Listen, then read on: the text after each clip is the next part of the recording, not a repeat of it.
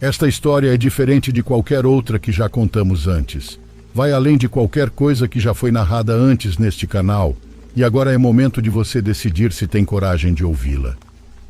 Recomendamos ouvi-la com discrição, especialmente se houver crianças por perto. Tenho que dizer que houve detalhes que tive que editar, que precisei tirar, que eram muito gráficos, que falavam coisas bastante terríveis e que não eram necessários para este relato. Acredito que a história pode ser contada da mesma forma sem esses detalhes. Espero que nada se perca no sentido da história com as omissões, mas agora sim, apague a luz e deixe-se levar. Pelo que sei, minha família chegou à minha cidade natal quando ainda era um morro. Meu pai me contava como as pessoas iam construindo casinhas com chapas de madeira naquele canto abandonado da cidade. Ele ainda era pequeno, mas se lembrava bem daquelas casas surgindo aos poucos entre o lamaçal.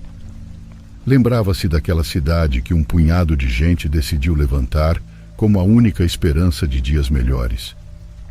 Ele se lembrava particularmente bem de uma casa de madeira que já estava lá quando eles chegaram, a casa onde vivia uma velha que assustava as pessoas, uma casa à qual ninguém queria se aproximar, apesar de estar localizada em uma boa área para construir. Aquela casa estava lá, no meio do nada, naquele morro sem forma de chegar a ela, muito antes do plano de habitar o lugar. Uma das poucas coisas que meu pai me contou sobre minha mãe é que ela saiu dali, daquela casa de madeira. Eles se apaixonaram rapidamente. Ele sonhava em se casar com ela e levá-la para longe dali, longe daquela casa, longe da velha que a habitava, daquela senhora que o olhava com ódio quando o via na rua ou pela janela. Quando minha mãe ficou grávida, meu pai havia planejado tudo para levá-la consigo. Ambos ainda eram adolescentes, mas já sabiam como se virar longe dali. Meu pai tinha família em outra cidade e disseram que lá ele sempre teria um lugar para ficar. Mas de repente ele parou de ver minha mãe. De repente minha mãe desapareceu como se tivesse sido engolida e alguns meses depois a velha daquela casa de madeira apareceu na casa do meu pai. Ela falou com meus avós e disse que deixaria a criança deles ali, que eles se virassem. Em uma cesta de bambu, ela trouxe um bebê de 7 meses. Esse bebê era eu. Meu pai nunca mais viu minha mãe, mas dizia que talvez fosse melhor assim, que as coisas aconteciam por um motivo. Essa sempre foi sua crença. Meu pai já tinha deixado a escola, mas desde então, desde que eu estava lá, ele trabalhou na loja de materiais, no pequeno negócio dos meus avós, que eventualmente herdou quando éramos só ele e eu, quando não tínhamos mais família. A vida do meu pai passou muito rápido. Aos 25 anos, ele já tinha uma filha que tinha que cuidar sozinho. Também já tinha perdido seus pais, que morreram em um acidente em um barranco voltando para casa. Já tinha em suas mãos aquele negócio familiar pelo qual eles tinham lutado tanto e que também representava uma responsabilidade, um compromisso. Por conta daquele negócio, não fomos para outra cidade, onde ele acreditava que ainda poderia ter alguma família. Aí começa a minha história, a que vou contar para vocês.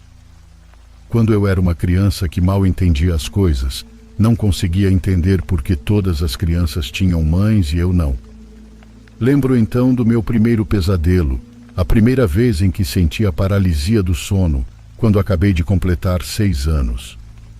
Ouvia meu pai roncar no quarto ao lado como sempre. E de repente eu acordei, mas havia algo estranho. Acordei, mas não podia me mover. Era como se algo muito pesado estivesse sobre mim. Mal conseguia respirar. Então eu a vi. Havia uma mulher sentada em uma cadeira que estava entre a minha cama e a janela. Uma mulher me olhando fixamente, sem piscar. Eu a vi até fechar os olhos, até decidir me esforçar para voltar a dormir e finalmente consegui. Para mim tinha sido apenas um pesadelo, um sonho com monstros como os que eu sempre tive, mas na noite seguinte, lá estava novamente aquela mulher. Eu sempre acordava no meio da madrugada sem poder me mover, com ela sentada ao meu lado. Finalmente, pensando que aquilo não ia parar, contei ao meu pai sobre os sonhos que estava tendo. Ele, apesar da juventude, apesar da origem humilde, era uma pessoa instruída, que sabia sobre muitos assuntos. Ele me disse que era apenas paralisia do sono, mas que eu não ficasse assustada com essa expressão. Ele me explicou que assim se dizia quando alguém acordava sem poder se mover, e que o que via no quarto eram apenas sonhos, pesadelos, nada mais que sonhos que se misturavam com a realidade. Ele me disse para nunca ter medo do que eu via. Naquela noite acordei novamente. Lá estava ela, como sempre sentada ao meu lado, mas desta vez mais perto, e desta vez houve algo diferente. Quando ela notou que eu a olhava, ela sorriu. Apesar de quão macabro isso poderia parecer, as palavras do meu pai sempre ecoavam na minha cabeça. Naquela idade, eu acreditaria em qualquer coisa que ele me dissesse. Acreditava nisso, que aquela mulher só existia nos meus sonhos, apesar de quão real ela era. Quando aceitei a presença dela de algum modo, pude vê-la com muita clareza, suas roupas sujas, cheias de lama, seu cabelo duro, o sorriso negro, como se tivesse comido carvão e manchado os dentes, aquela visão maldita. Me acostumei aos pesadelos, não estou exagerando, eles estiveram lá por anos. Algum tempo depois fiquei muito amiga de Lupita, uma menina que tinha muitos amigos e que de alguma forma me adotou, pois eu não tinha amizades. Como ela morava um pouco longe de mim, Lupita e sua mãe começaram a passar na minha casa para irmos juntas à escola. Sua mãe a levava, e eu adorava passar tempo com ela, especialmente por causa da sua mãe. Às vezes, novos colegas que não me conheciam bem nos perguntavam se éramos irmãs, se a senhora era minha mãe, e eu, sempre que Lupita não ouvia, respondia que sim. Comecei a passar muito tempo na casa dela, ficava até me mandarem embora, até me dizerem que meu pai ficaria bravo. Numa dessas vezes, quando já era tarde, a mãe de Lupita me perguntou se eu queria dormir lá. Disse que sim imediatamente, e ela foi até a loja pedir permissão ao meu pai. Lembro-me de ficar esperando ela voltar com a resposta, com muita vontade de ficar lá, quase como se quisesse ficar para sempre. Quando ela finalmente voltou com a permissão, eu a abracei, fiquei muito feliz. Me emprestaram um pijama da Lupita e assim jantamos, de pijama, para depois irmos dormir. No dia seguinte não havia escola, então dormimos tarde vendo televisão, assistindo Chaves. Talvez não fosse muito e talvez pareça bobo, mas eu me sentia nas nuvens. Imaginava que aquela era minha família e que ela era minha mãe. Nem sei como, mas finalmente adormeci com um sorriso no rosto. Não acordei com a paralisia do sono como sempre acontecia, mas algo me acordou. Acordou a todos na casa. Um grito terrível da Lupita no meio da noite. Um grito horrível que começou ao meu lado, mas depois se espalhou pela casa. A mãe da Lupita entrou correndo no quarto, perguntando por ela, mas eu disse que não sabia onde ela estava. Depois de alguns segundos também chegaram os avós dela, que viviam na casinha ao lado. Procuraram pela Lupita em toda a casa sem sucesso, e finalmente alguém a encontrou do lado de fora, escondida entre algumas caixas no quintal dos fundos. Ela estava chorando. Dizia que uma senhora tinha entrado no quarto, que acordou e viu uma senhora parada ao lado da cama, me olhando dormir. Quando pediram que ela descrevesse, percebi de quem ela estava falando e soube pela primeira vez que o que eu via não era um sonho, um pesadelo como meu pai dizia. Era real, tão real que Lupita disse que quando gritou de medo ao ver aquela mulher, ela se lançou sobre ela, passando por cima de mim, e lhe deu um tapa no rosto. O pior é que Lupita tinha a marca de uma mão na bochecha, como se um adulto a tivesse batido com muita força. A mãe da Lupita me perguntou o que eu tinha feito, e eu disse que não tinha sido eu, jurei que não tinha sido eu. A mão marcada na bochecha dela era muito maior que a minha, e eu não tinha essa força nem motivo para fazer isso. Não toque mais na minha filha, ela me disse. Lembro muito bem como sublinhou esse minha filha, me lembrando que eu era apenas uma colega de escola, uma menina por quem ela não sentia o menor carinho, apenas pena. Saí correndo para casa no meio da noite. Acordei meu pai para contar o que tinha acontecido e ele me disse que tudo ficaria bem, que eu deveria lembrar que só podia confiar nele. Lupita e sua mãe não voltaram mais para me buscar. Lupita não voltaria a falar comigo por anos, até que uma vez, anos depois, no ensino médio, ela me disse apenas uma frase. Esse foi talvez um dos episódios mais dolorosos da minha vida. A partir daquele episódio com a Lupita, me senti mais sozinha do que antes. Nunca tive amigos na escola, me viam cada vez mais como uma estranha. Meu pai me perguntava constantemente quem me acompanhava à escola, quem voltava comigo, se eu deixava alguém entrar em casa quando ele não estava. E o motivo dessas perguntas era que lhe contavam que uma mulher sempre andava comigo. Quando seus amigos me viam de longe, diziam que alguém estava comigo, uma mulher muito suja, parecia uma morta que saiu do cemitério. Essas foram as palavras que um senhor usou para dizer isso na loja. À noite eu acordava com a paralisia do sono, mas já não abria os olhos. Tinha muito ódio daquilo que não me deixava em paz, que não me deixava ter uma vida minimamente feliz. E assim, no meu pior momento, conheci Bernardo. Ele tinha 16 anos e estava entrando no ensino médio assim como eu. Dizia que tinha repetido 2 anos, que o chamavam de burro. Bem, com outras palavras que hoje não se usam mais, diziam que ele era lento, que não conseguiria passar do fundamental, mas com muito esforço ele conseguiu.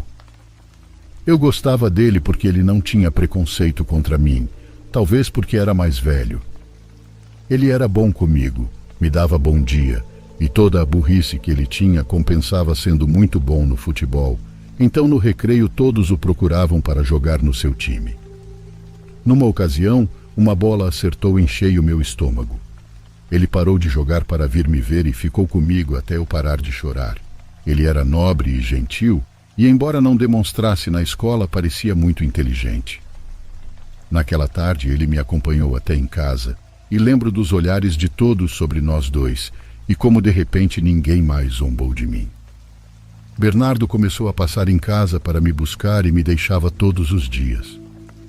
2 semanas depois ele me pediu em namoro e eu disse que não, que meu pai não permitiria. Isso era verdade, mas além disso havia algo em mim, um ódio auto-infligido que me fazia acreditar que não merecia isso. Mas naquele tempo, naquelas semanas, fui menos infeliz.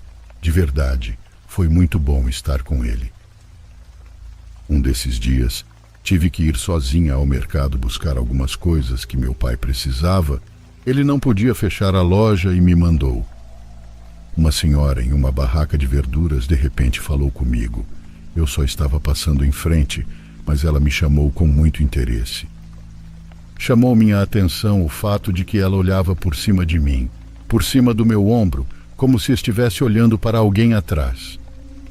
A primeira coisa que ela fez foi perguntar o nome da minha mãe. Eu disse que nunca a conheci, que nunca vi minha mãe, que nem sabia se estava viva. Você traz uma morta com você, tenha cuidado, ela disse. Eu ri porque sabia de quem ela estava falando.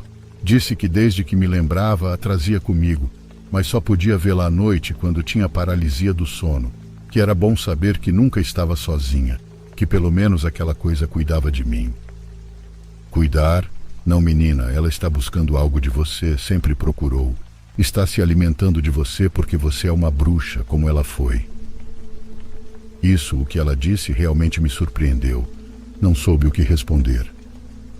Olha, menina, entre bruxas, nos cuidamos, mas esta quer algo de você e isso não é bom. Se você quiser saber como afastá-la, me procure na minha casa. Olha, vou anotar meu endereço, porque logo você vai se tornar uma mulher, e se ainda a trouxer consigo, não vai poder afastá-la. Apenas alguns dias depois, tive meu primeiro período menstrual. Me assustou, pois não sabia bem sobre o assunto por sempre ter vivido apenas com meu pai. Me lembrei das palavras daquela mulher e fui vê-la. A senhora me ajudou, disse que também nasceu bruxa, mas nunca quis fazer tudo o que era necessário para ser uma. Ela era católica.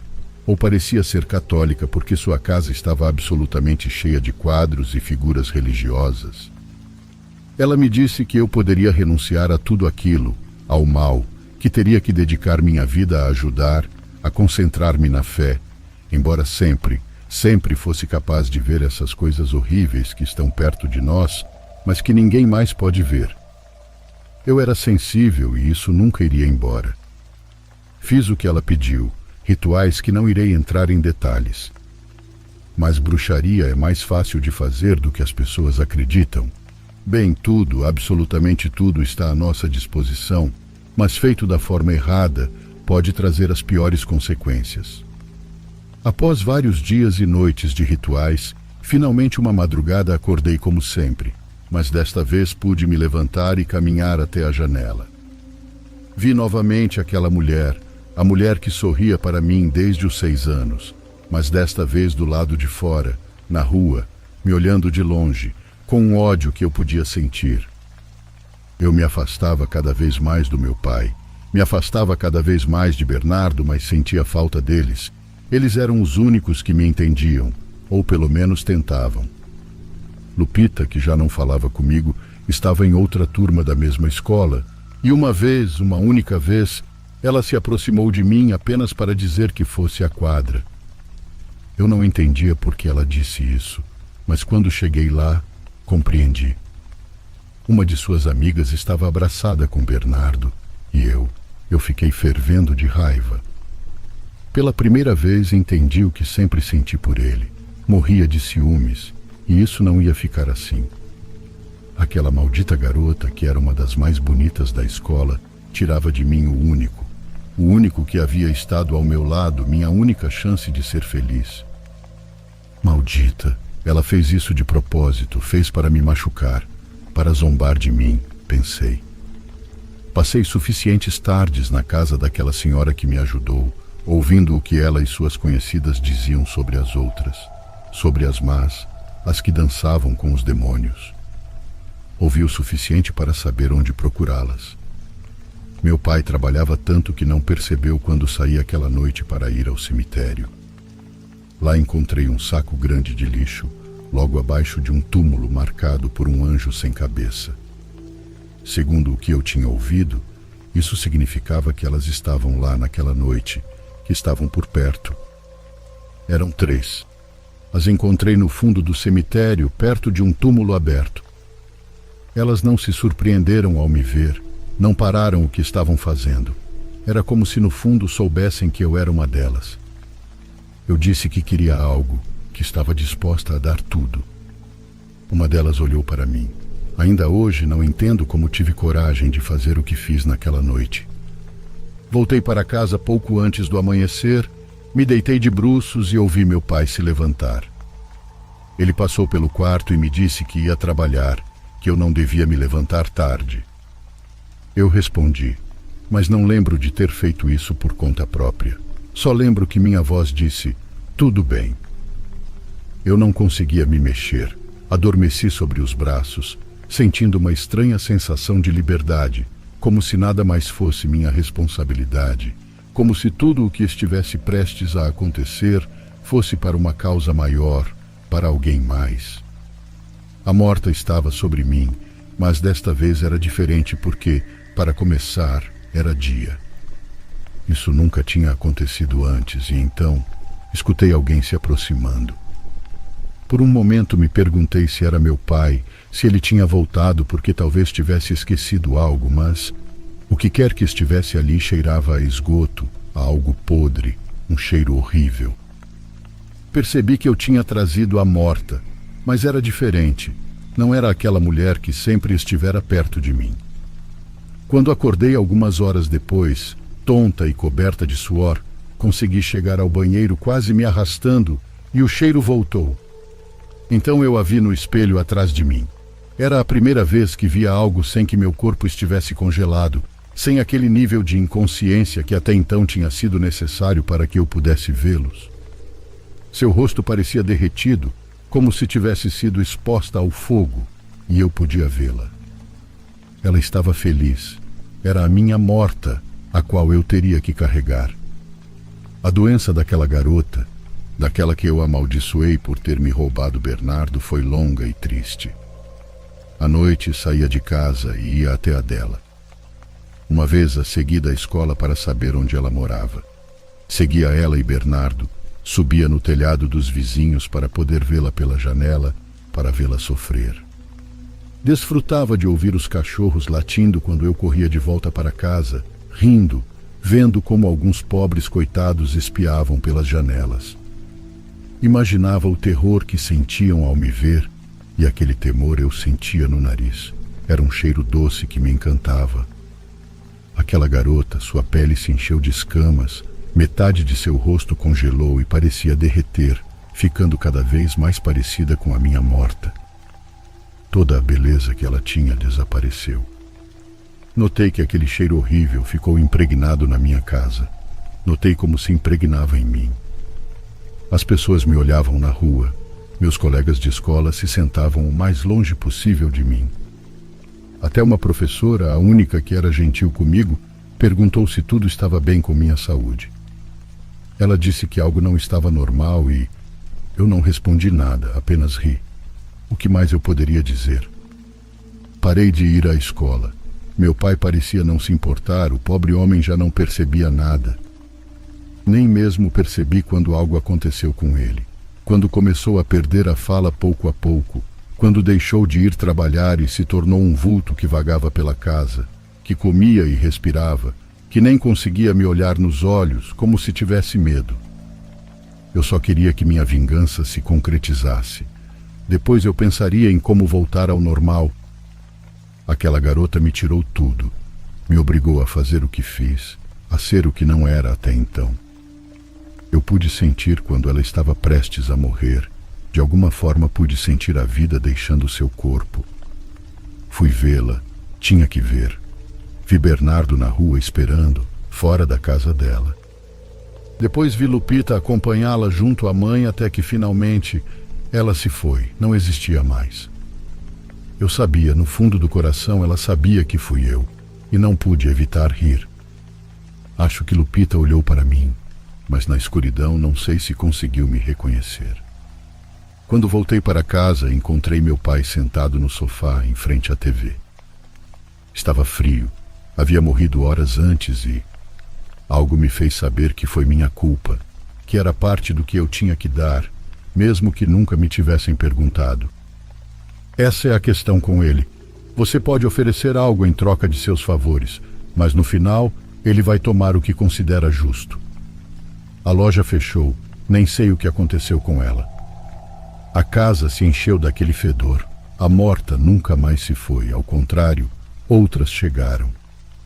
Cada vez que eu ia ao cemitério, cada vez que fazia algo lá, um novo chegava, e quase todos ficavam por ali. Eu já saía só à noite.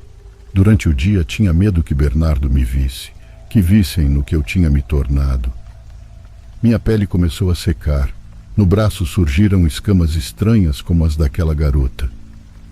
Lembro bem de quando uma amiga da mãe de Lupita bateu na minha porta. Não sei por que me procurou, não sei o que sabia sobre mim. E eu não sabia o que ela queria, mas ela estava decidida. Me disse que seu namorado estava se encontrando com outra mulher. Ela era divorciada, havia perdido o marido para uma mulher mais jovem e não iria permitir que isso acontecesse novamente. Ela me disse para fazer o que fosse necessário. Ela disse que me pagaria qualquer valor que eu pedisse. Eu não conseguia parar de rir. Não fazia ideia de como fazer o que ela pedia, mas sabia que seria algo muito simples. Afinal, já havia conseguido coisas muito mais complicadas para mim. Então fui ao cemitério, procurá-las, as que me ensinavam tudo. Lá entendi o que realmente significava um feitiço de amarração, quando feito de verdade. E percebi que o amor, seja o amor de família, de amigos ou de casal, não pode ser criado. Não há como criar o que não existe, nem reviver o que morreu. Havia como fazer o que a mulher pedia, claro, mas não seria real. Então conversei com a mulher e expliquei. Disse que sim, poderia fazer com que seu parceiro ficasse ao seu lado, mas ela sempre saberia que ele não queria estar com ela. que se ele pudesse já estaria com outra pessoa, que ela soubesse, que estivesse consciente de que sempre saberia que ele preferia estar com outra e estava ali apenas porque não podia ir embora, como um pássaro enjaulado. Ela nunca mais saberia se ele a amava de verdade ou estava lá simplesmente porque não podia sair. Eu disse que ele já não era dela, que nunca mais seria, mas que ela decidisse se queria mantê-lo mesmo assim. Ela me surpreendeu. Respondeu que não queria tê-lo dessa forma, mas que, se ele não fosse dela, não seria de ninguém. Ela disse que também não queria que aquela mulher, aquela que estava roubando ele, aquela que ele desejava, fosse feliz. Queria que ela nunca mais fosse feliz na vida. Eu fiz o trabalho, fiz o que ela pediu, fiz absolutamente tudo e testemunhei como aquilo pelo que ela pediu se tornou realidade. E depois dessa mulher, veio outra pessoa, e outra, cada vez pedindo coisas mais fortes, cada vez dispostas a dar mais, a entregar o que fosse necessário para conseguir o que queriam. Fui percebendo que as pessoas não eram tão diferentes de mim. Se tivessem a possibilidade de pedir algo, qualquer coisa, para satisfazer seus mais profundos desejos de vingança, muitos aceitariam. Percebi que as pessoas estão dispostas a dar mais por ódio do que por amor. Os anos foram se passando, minha pele foi murchando, ao contrário do que alguns dizem sobre a juventude eterna. Não é assim, pelo contrário. Aquilo a que me entreguei foi sugando minha vida. Sei que aparento ter algumas décadas a mais do que tenho.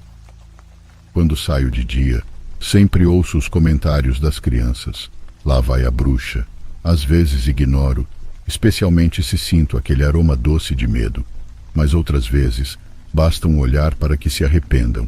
E faço questão de que, quando isso acontecer, se lembrem de mim. Posso ir vê-los. Alguma vez já sonharam que saem de seu corpo? Isso existe e pessoas como eu podem controlar isso. Podem fazer isso todas as noites. Podemos ir ver quem nos importa. Podemos ver se os trabalhos que fizemos estão progredindo como devem. Algumas casas cheiram a medo. Quando há espíritos, quando há violência, quando há dor, as casas cheiram a medo e estaremos perto delas. Também, nem todas nós vestimos preto.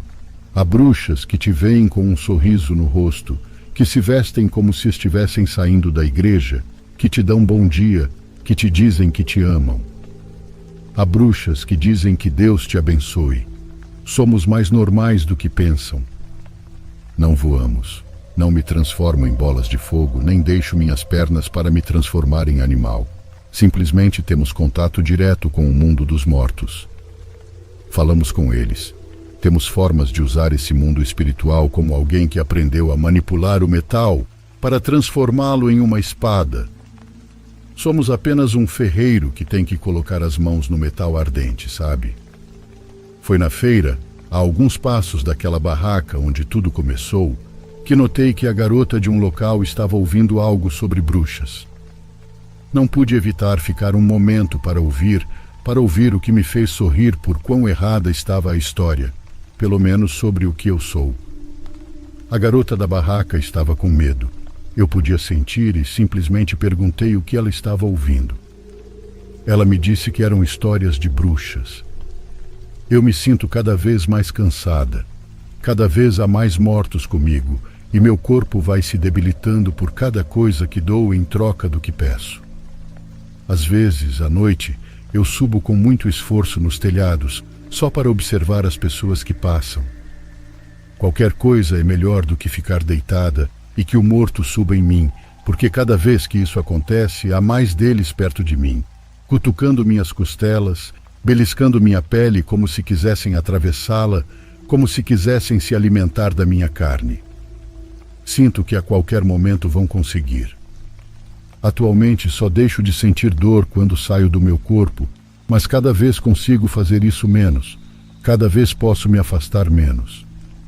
Minha história, sei que não vai dar muito medo. Não se trata disso. Mas antes de partir por completo deste mundo, desta vida, queria compartilhá-la com vocês.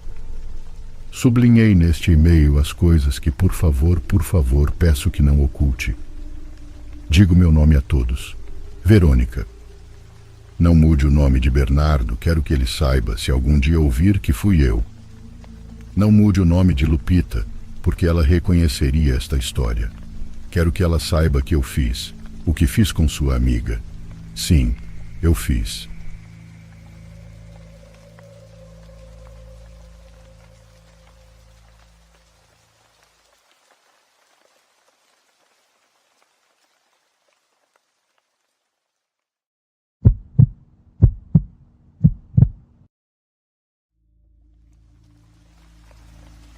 Meu nome é Marcos. Quando eu era mais jovem, para ser preciso, aos 25 anos, trabalhei como coletor de lixo. Antes disso, eu trabalhava como ajudante de cozinha, mas tive alguns problemas nesse trabalho e fui demitido. Esse foi o primeiro trabalho que encontrei para sobreviver enquanto procurava um emprego melhor, pois eu já tinha minha esposa e uma casa para sustentar. Fora isso, meu primeiro filho estava a caminho. Já tinha um tempo nesse trabalho. Eu tinha um colega que vinha atrás do caminhão comigo e descia, assim como eu, para recolher o lixo dos contêineres. Uma noite, enquanto estava exercendo minha função, tudo mudou. Era tarde da noite. Já não havia ninguém nas ruas e a noite estava bastante tranquila. Entramos em uma rua onde havia apenas prédios de apartamentos. Geralmente demorávamos um pouco mais de tempo ali, pois era muito lixo que se juntava. Meu colega recolhia o lixo do seu lado da rua e eu do outro lado. Enquanto estava esvaziando os contêineres, vi uma sacola preta de tamanho médio. Quando a peguei, ela caiu de lado e vi que dela saíram vários bolos de dinheiro. Não podia acreditar. Recolhi todos que caíram da sacola e depois a abri. E sim, a sacola inteira estava cheia de dinheiro. Sem pensar duas vezes, peguei aquela sacola e a separei do resto. A coloquei em um cantinho do caminhão do lado onde eu ficava e não comentei absolutamente nada com meu colega. Essa noite cheguei muito feliz em casa. Fui direto contar à minha esposa o que tinha encontrado. Estava quase chorando, pois sabia que nossa vida mudaria. Contamos o dinheiro naquela noite. Era um pouco mais de $20.000 canadenses. Para nós isso era muito dinheiro. Jamais havíamos tido isso em nossas vidas. Era como um milagre, pois teríamos muitos gastos com o bebê que estava a caminho. Nenhum de nós dois dormiu aquela noite de tanta emoção. Era tanta que nem sequer nos perguntamos de onde vinha aquele dinheiro ou por que estava naquele container de lixo. Muito menos nos perguntamos se era dinheiro limpo. Não nos importava nada naquele momento. Apenas aproveitamos. Eu queria renunciar naquela mesma semana ao meu trabalho e abrir um pequeno negócio de comida alugando algum local, pois já tínhamos o dinheiro para isso e minha esposa sempre foi muito boa cozinheira. Minha mulher, no entanto, disse que eu deveria continuar trabalhando como lixeiro, pelo menos por mais um tempo, para não parecer suspeito. E eu a ouvi. Continuei naquele trabalho. No dia seguinte, fui trabalhar como se nada tivesse acontecido, mas ao chegar em casa à noite, encontrei minha esposa horrorizada. Ela estava sentada fora de casa me esperando, e quando cheguei, correu para me dizer que coisas muito estranhas aconteceram o dia todo e que tinha medo de entrar. Tentei acalmá-la e pedi que me contasse tudo, pois eu também estava começando a ficar assustado. Ela começou dizendo que desde manhã, quando eu fui trabalhar e ela ficou deitada, ouviu alguém caminhando pelo corredor e pensou que fosse eu. Ela gritou perguntando se eu havia esquecido algo, mas ninguém respondeu. Então, ela se alarmou e se levantou da cama para olhar. Não vendo ninguém no corredor, foi até a sala e a cozinha, onde também não havia ninguém. Ela disse que a porta estava trancada como eu havia deixado, então não soube o que tinha ouvido. Após isso, voltou para o quarto e tentou dormir um pouco mais, mas continuou ouvindo barulhos. Desta vez na cozinha, como se alguém estivesse mexendo nos pratos em cima da pia. Ela correu até a cozinha, mas claro, não havia ninguém ali. Depois disso, não voltou a deitar. Tomou banho para começar o dia, pois planejava ir ver sua mãe e ficar lá até a tarde, e foi o que fez. Ao voltar para casa, por volta das 18h30, já estava escuro. Ela disse que, ao entrar e acender a luz da sala, viu uma sombra caminhar pelo corredor que leva ao nosso quarto. Ela ficou paralisada por alguns momentos e depois decidiu ir verificar. Mas, novamente, não havia ninguém em nenhum canto da casa, que era muito pequena, de um andar e com 2 quartos. Em um quarto dormíamos nós e o outro seria o quarto do bebê. Ela decidiu esperar por mim do lado de fora, pois tinha muito medo de ficar lá dentro.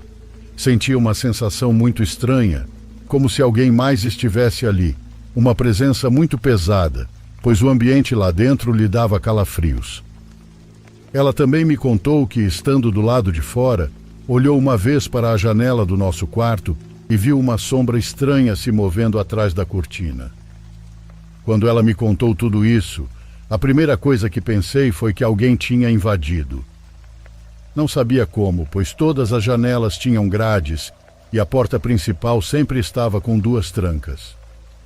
Mas ainda assim isso foi a primeira coisa que pensei. Então pedi à minha esposa que esperasse do lado de fora. Peguei uma pedra grande do quintal e entrei na casa. Todas as luzes estavam acesas, pois minha mulher as havia ligado. Procurei em cada canto, debaixo da nossa cama, no armário e no banheiro. Juro que procurei em todos os lugares, mas não havia ninguém lá dentro. Disse à minha esposa que entrasse na casa, que não havia ninguém e que estava seguro. Mas em vez de se acalmar, ela ficou ainda pior, pois então se tratava de algo paranormal.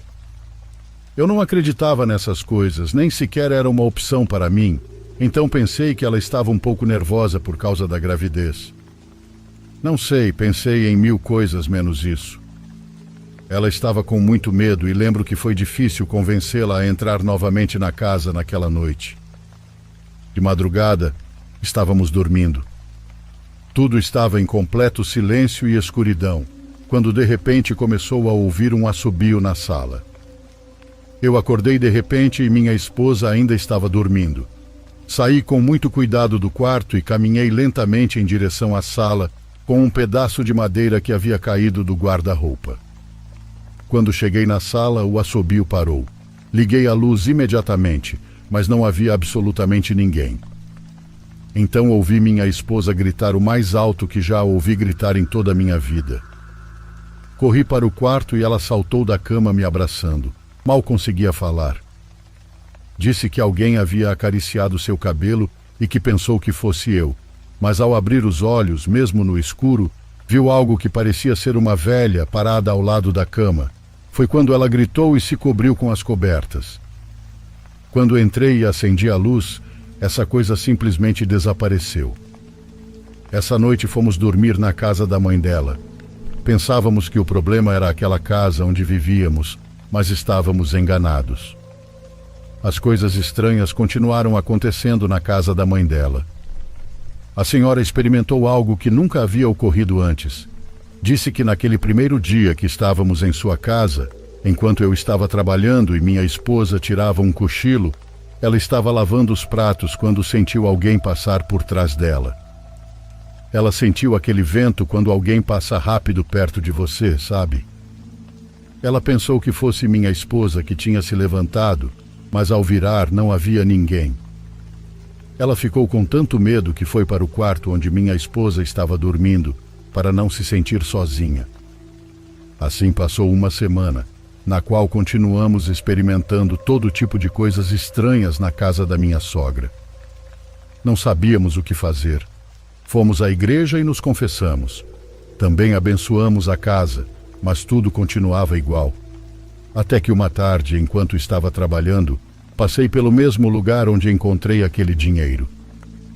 Estava esvaziando o mesmo container de lixo, quando de repente um homem se aproximou. Eu calculava que ele tinha uns 40 anos. Ele disse que tinha visto da janela que eu peguei a sacola de dinheiro aquele dia e queria me advertir que aquele dinheiro estava amaldiçoado, pois ele fez uma espécie de pacto para consegui-lo. Sua vida tinha se arruinado quase completamente, por isso decidiu jogá-lo fora, mas nunca pensou que alguém fosse pegá-lo. Não contava que a sacola se romperia e saberiam o que havia dentro. O homem estava muito mal. Parecia muito abatido e seus olhos estavam vermelhos e cansados, como se ele tivesse dias sem dormir. Ele não esperou eu responder. Apenas disse que queria me avisar para me desfazer daquele dinheiro e foi embora. Meus colegas gritavam para eu me apressar, que parasse de conversar, pois precisávamos continuar, mas eu fiquei quase imóvel ao ouvir o que aquele homem disse. Naquela mesma noite, ao chegar à casa da minha sogra, sem dizer nada à minha esposa, fui direto ao dinheiro que ainda estava na sacola preta. Saí para o quintal e em um tanque de ferro coloquei fogo. E de fato, as coisas estranhas pararam de acontecer. Voltamos à nossa situação econômica difícil, mas juro que com mais paz do que jamais sentimos. E bem, desde aquele momento, nunca mais peguei absolutamente nada do lixo, nem objetos que pareciam estar em bom estado, nada. Aprendi que na vida há certas coisas que não devem ser nossas.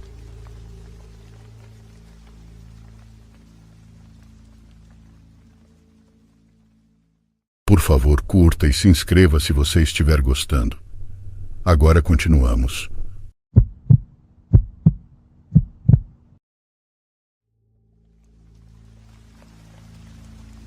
Quero compartilhar minha experiência anonimamente, pois só quero desabafar e tentar esquecer o que aconteceu.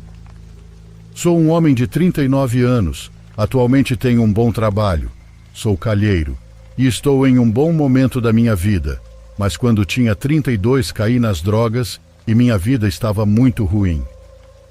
Tinha uma casa e uma parceira que, apesar de tudo, sempre me apoiou, e foi por ela que decidi me reabilitar. Foi um processo longo, mas consegui, embora ninguém quisesse me dar trabalho por meus antecedentes.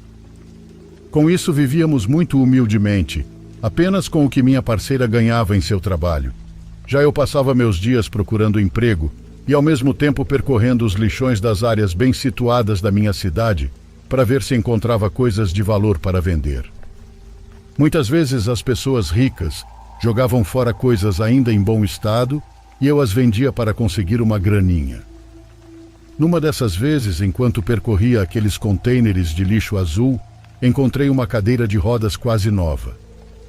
As rodas estavam funcionando perfeitamente e ela estava completamente funcional. Eu não entendi por que a jogaram no lixo.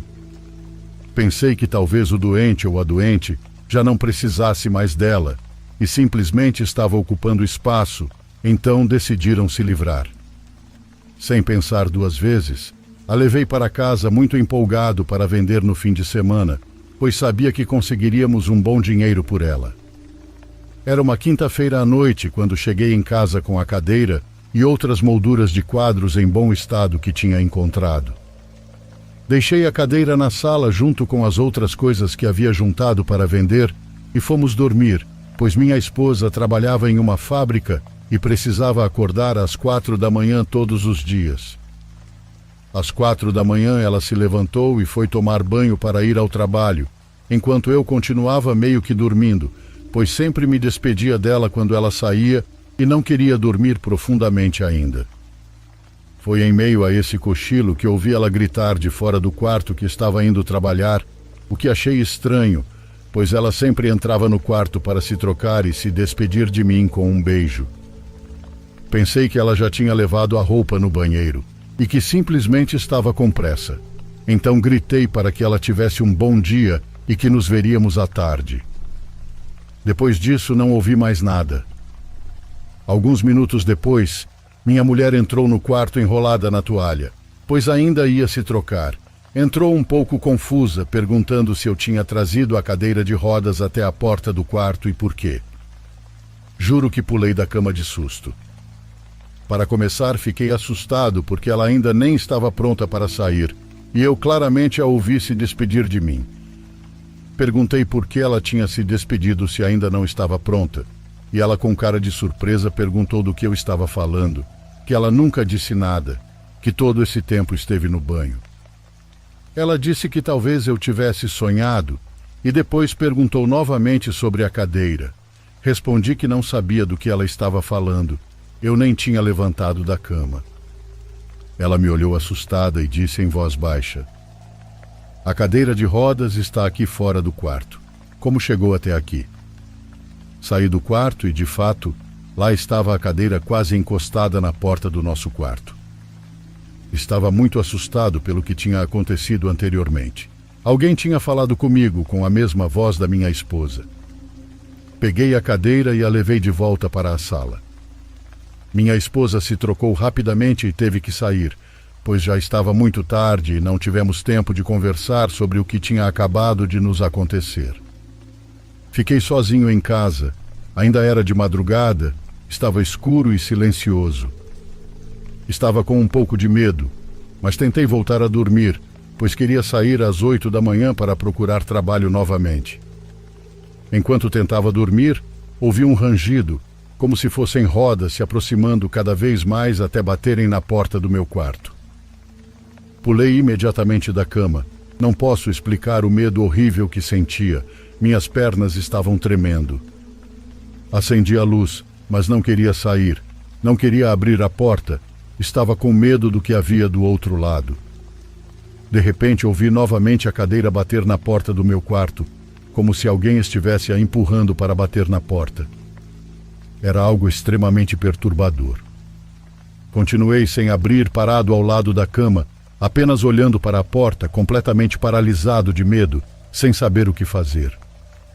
O pior foi quando ouvi a voz da minha esposa dizendo: "Abra a porta, amor." O medo foi tanto que decidi sair pela janela para a rua, sem camisa e descalço. Corri até chegar na calçada e liguei para minha esposa do orelhão, perguntando se ela estava bem, pois tinha muito medo que algo acontecesse com ela por algum motivo. Ela respondeu assustada, perguntando o que estava acontecendo, que ela estava bem, tinha acabado de chegar na fábrica e precisava desligar ou seria penalizada por chegar atrasada. Eu não quis contar nada para não assustá-la mais. Disse que só queria saber se ela tinha chegado bem e desliguei. Esperei lá fora até amanhecer. Foi quando criei coragem e voltei para dentro de casa, já com a luz do dia e pessoas passando pela rua, um ambiente muito mais seguro e menos assustador. Abri a porta do meu quarto e lá estava a cadeira, de frente para a porta. A primeira coisa que fiz foi pegá-la e tirá-la de casa, e foi como tirar um grande peso das minhas costas, pois tudo voltou ao normal e nunca mais passamos por algo assim. Não posso dizer o que tinha nessa cadeira, quem foi seu dono ou dona, ou que história ela tinha, pois desconheço completamente. Mas o que sei é que havia algo maligno nela, e por isso se livraram dela. Talvez seu dono fosse alguém muito mau que acabou falecendo. Não sei, mas desde aquele dia minha esposa me proibiu de pegar mais objetos do lixo, e eu acatei.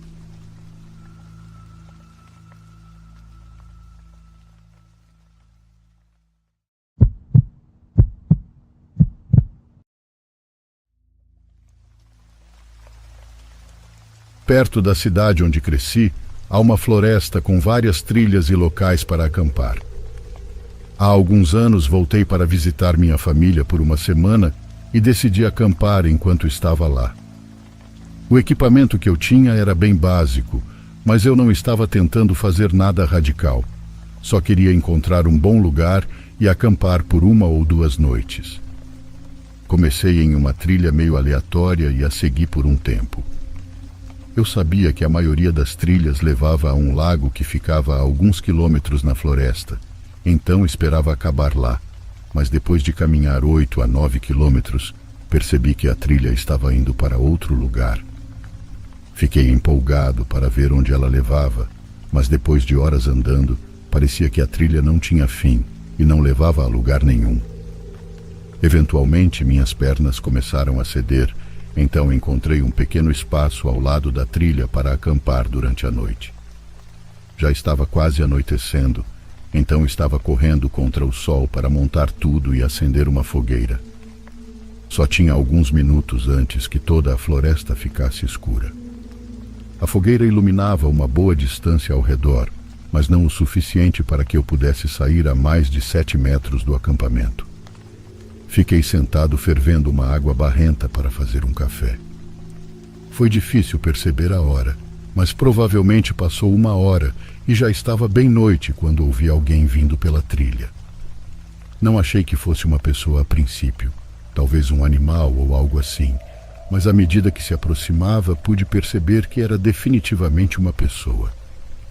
Escutei enquanto caminhavam pela trilha e sua figura se tornava ligeiramente visível na luz. Eu estava um pouco longe da trilha para poder distinguir algo sobre o que era.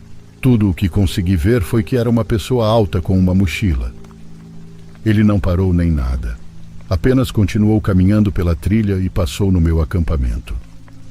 À medida que o som de seus passos desaparecia, pensei que era bem estranho ele não estar carregando uma lanterna e estar caminhando no meio da noite. Pelo pouco que pude distinguir, tendo visto uma grande mochila, presumi que sabia o que estava fazendo e não pensei mais nisso. Fiquei acordado perto da fogueira por mais 1 hora. Depois esperei que ela se apagasse antes de entrar na barraca e tentar dormir.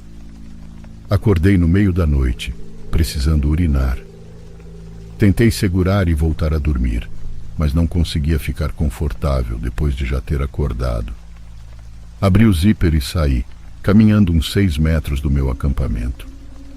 Fiz o que precisava e me virei para voltar, mas bem distante do outro lado da minha barraca vi algo se mover. A luz do luar não era suficiente para eu conseguir ver claramente, mas algo em mim sabia que era uma pessoa. Caminhei lentamente de volta para a barraca com os olhos bem abertos, olhando ao redor das árvores que cercavam meu acampamento. Então, cuidadosamente, peguei minha mochila e tirei uma lanterna. Liguei a lanterna e ela imediatamente revelou uma pessoa parada perto da trilha, parecida com a pessoa que eu tinha visto no começo da noite. Tão rápido quanto a vi, ela correu para trás das árvores e saiu da luz, e de repente tudo ficou em silêncio novamente. Fiquei sentado ali por 1 minuto inteiro com a lanterna antes de perceber que não havia nada que eu pudesse fazer, além de sair o mais rápido possível daquele lugar. Empacotei o que pude, deixando apenas minha barraca barata, e comecei a caminhar. Vi pela última vez, fiquei ainda mais aterrorizado porque não havia sinais de ninguém em lugar algum. Não sabia se ainda estavam me observando ou até me seguindo. Mantive a lanterna ligada e continuei na trilha, iluminando as árvores ao meu redor enquanto seguia cautelosamente de volta. O sol começou a nascer no meio do caminho e consegui voltar sem qualquer problemas. Quando cheguei em casa, pesquisei a trilha exata que fiz e, pelo que vi, nem era uma trilha oficial. Então, talvez fosse alguém como eu apenas seguindo o caminho que viu, mas isso não explica o que aconteceu. Por que estavam rondando meu acampamento no meio da noite e por quanto tempo ficaram lá? Acho que naquela noite estava mais perto do que nunca de ser a minha última, e sair de lá quando senti o perigo deve ter salvado minha vida.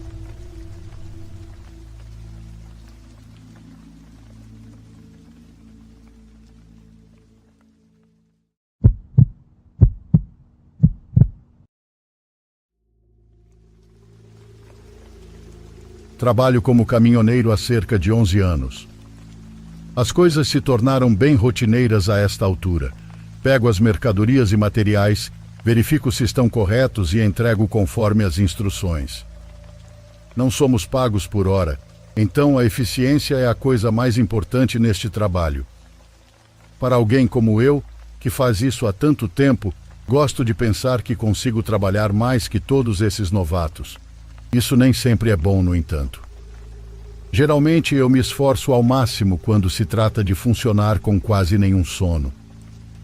Há 4 anos eu trabalhava para um armazém em Dakota do Norte, nos Estados Unidos. Para quem não sabe, Dakota do Norte é um dos estados mais planos, o que torna a condução de caminhões um pouco mais fácil. Isso também significava que perder algumas horas de sono poderia fazer a diferença entre ter emprego ou ser demitido. Era uma terça-feira fria em maio. O início da semana significava que mais cargas precisavam ser enviadas, o que significava mais trabalho para mim. Queria terminar tudo de uma vez, então tracei minha rota, planejando não parar nem uma vez para dormir. Peguei a estrada algumas horas depois do almoço, esperando chegar ao meu destino no início da manhã seguinte.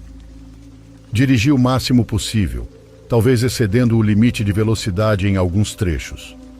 Estava ficando tarde, lembro de esfregar meus olhos enquanto o relógio passava da meia-noite. Estava tendo dificuldade para manter os olhos abertos, mas faltava apenas cerca de 1 hora para terminar essa viagem.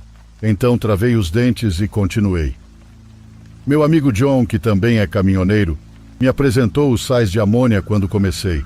Se você não sabe, os sais de amônia são basicamente alguns tipos de cristais em um pequeno frasco. Uma cheirada e você fica completamente acordado.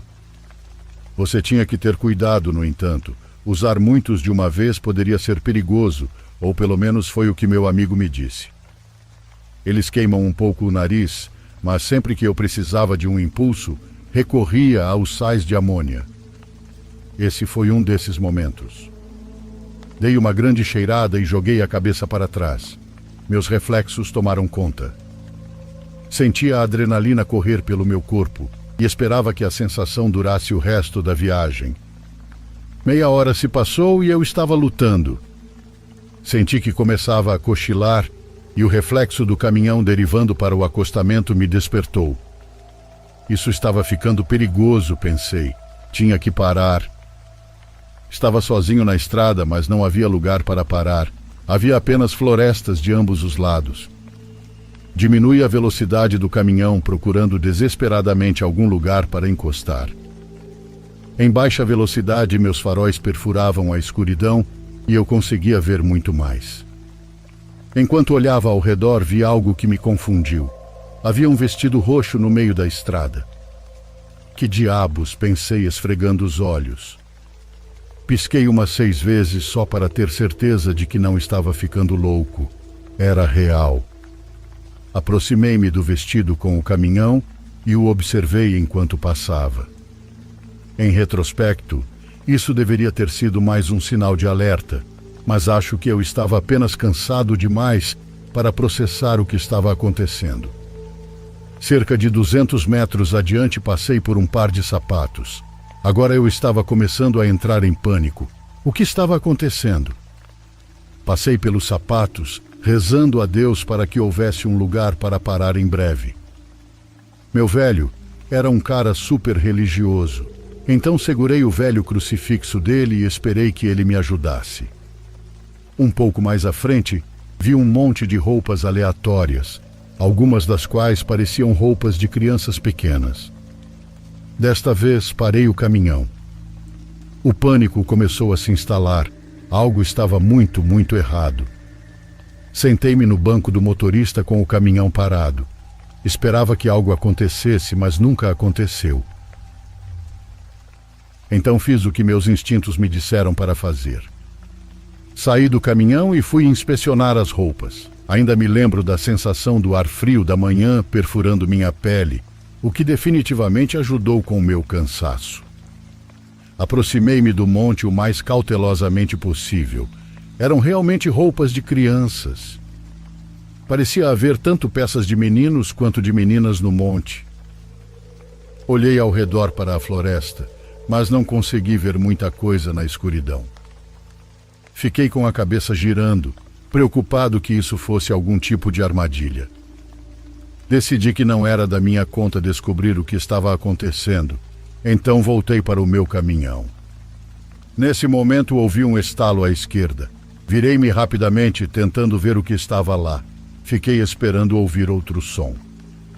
Após cerca de 20 segundos, houve outro estalo, mas desta vez do lado oposto da estrada.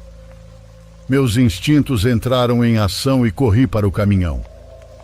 Pulei no banco da frente, mas antes de bater a porta, ouvi um grito de criança ecoar. Congelei, meu coração quase saindo do peito. Estava em uma encruzilhada. Não ia lutar com algumas pessoas aleatórias em uma floresta escura, mas também não podia abandonar alguma criança indefesa. Antes que eu pudesse tomar uma decisão, outro grito de criança quase idêntico ecoou. Sem pensar, liguei o caminhão e apontei seus faróis para o ponto na floresta onde ouvi o barulho. Meus faróis iluminaram cerca de 30 metros na floresta. Havia 3 ou 4 pessoas, uma das quais segurava um alto-falante enorme. Eles se abaixaram atrás de algumas árvores quando meu caminhão os iluminou, mas eu os expus por tempo suficiente para entender o que estavam fazendo. Eles se esconderam da luz antes que eu pudesse ver quaisquer características, mas juro pelo meu pai falecido, eles estavam segurando um alto-falante, tentando me atrair para a floresta com um grito falso de criança. Eu estava em choque. Apenas fiquei lá, olhando para as árvores onde aquelas pessoas haviam se escondido. Peguei meu telefone para ligar para a polícia, mas antes de terminar de discar, ouvi um baque no corpo do caminhão.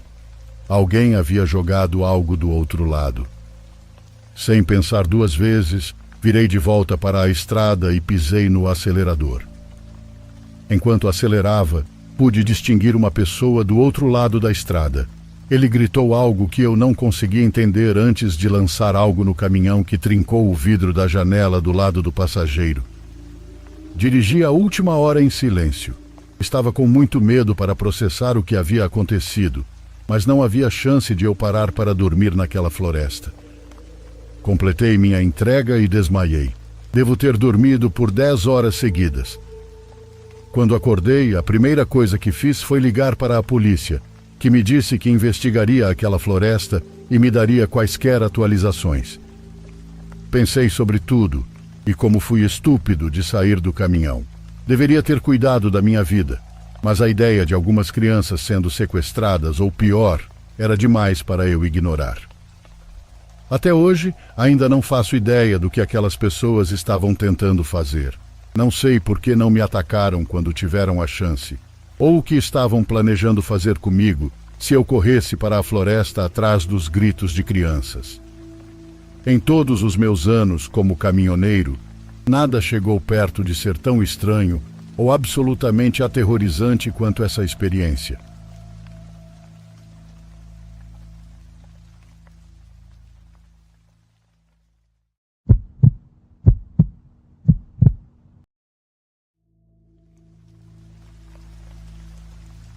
Eu tenho 13 anos e isso aconteceu há cerca de 8 a 9 meses, no dia 24 de agosto, que era um sábado.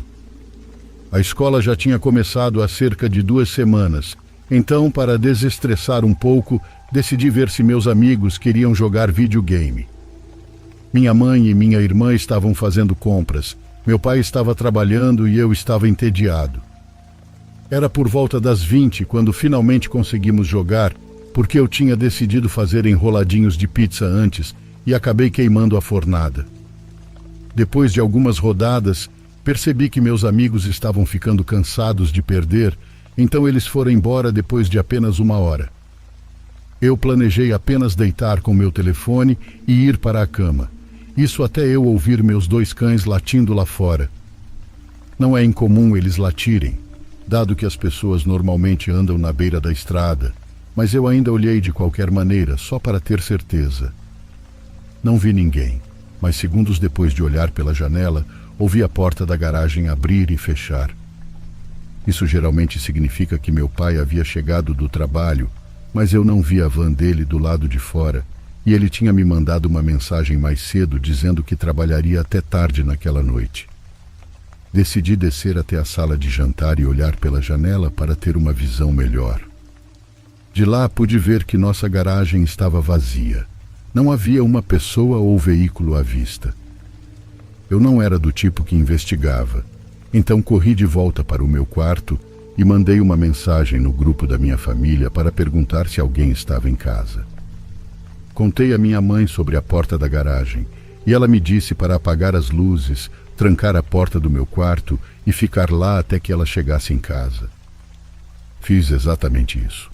Cerca de 15 minutos depois, pensei ter ouvido nosso chão de madeira lá embaixo rangendo, como se alguém estivesse tentando andar devagar. Eu não tinha nada para usar como arma, então desprendi o braço do microfone da minha mesa e abri a porta silenciosamente. Caminhei até a nossa varanda do andar de cima e olhei para baixo, tentando ver se conseguia identificar alguém escondido. Fui burro e gritei: "Alguém está aí?" como se realmente fossem responder. Achei que tudo estava bem, até ver alguém parado embaixo da varanda. Entrei em choque com isso e corri para a porta mais próxima, que era a porta do banheiro. O invasor obviamente soube que eu o notei, porque ouvi passos altos e rápidos subindo nossas escadas enquanto eu me trancava no banheiro. Eu havia deixado meu telefone no quarto, que era o cômodo ao lado do banheiro. Depois de reunir coragem suficiente, corri para o meu quarto, trancando a porta assim que entrei. O quarto da minha irmã ficava bem em frente ao meu, e a porta estava aberta, então imaginei que o homem deveria estar lá. Depois de trancar a porta do meu quarto, peguei meu telefone e liguei para a polícia. Antes de ligar, notei que a porta do pequeno closet estava entreaberta. Vi um olho espiando pela fresta, olhando para a minha alma. O terror que senti naquele momento é algo que nunca esquecerei e não desejo a ninguém. Disparei escada abaixo e saí pela porta da frente, correndo morro acima até a casa do meu vizinho. Ele era policial. Ele alertou os outros policiais enquanto eu ficava com a esposa dele e desceu para investigar. Contei exatamente onde o homem estava, escondido no meu quarto. Minutos depois, corri de volta para ver se o invasor havia sido pego. Quando entrei, vi um homem alto e magro, com barba grisalha e um casaco preto sujo sendo empurrado ao chão pelo meu vizinho enquanto ele era algemado. Minha família ficou feliz por eu não ter me machucado e agradeceu pela coragem do meu vizinho. Eu não desejo uma experiência como essa para ninguém, nem mesmo para o meu pior inimigo.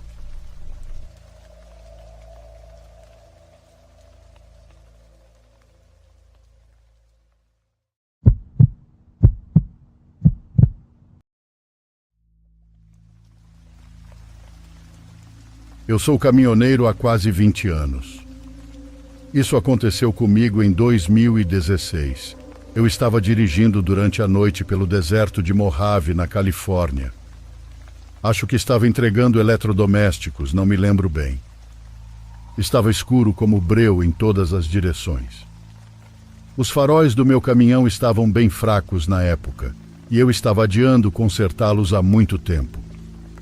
Normalmente, eu não notava a diferença, mas como praticamente não havia outros carros na estrada, era muito mais óbvio.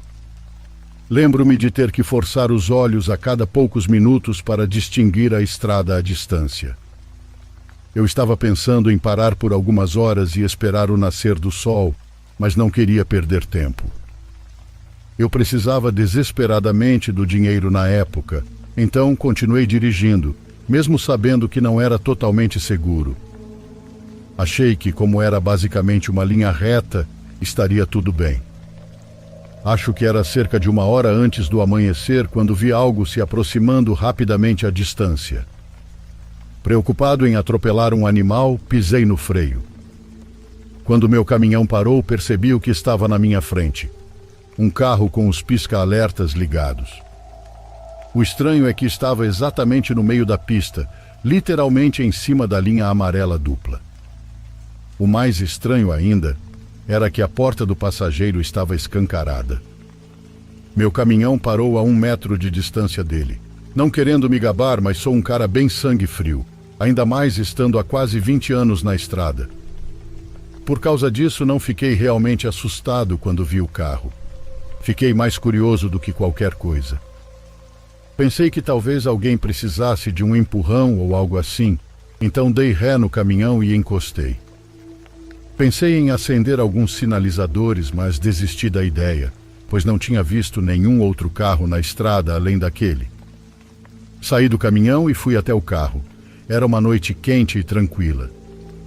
Lembro-me de pensar como era estranho não haver quase nenhum vento. Também estava muito silencioso naquela noite. O clique dos pisca-alertas era o único som em todo o deserto.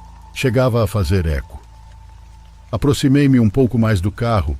Lembro-me vividamente que era um Fusion preto, novo. Aproximei-me do carro com cautela. Como eu disse, a porta do passageiro estava escancarada. Dei a volta no carro e parei. Estava completamente vazio.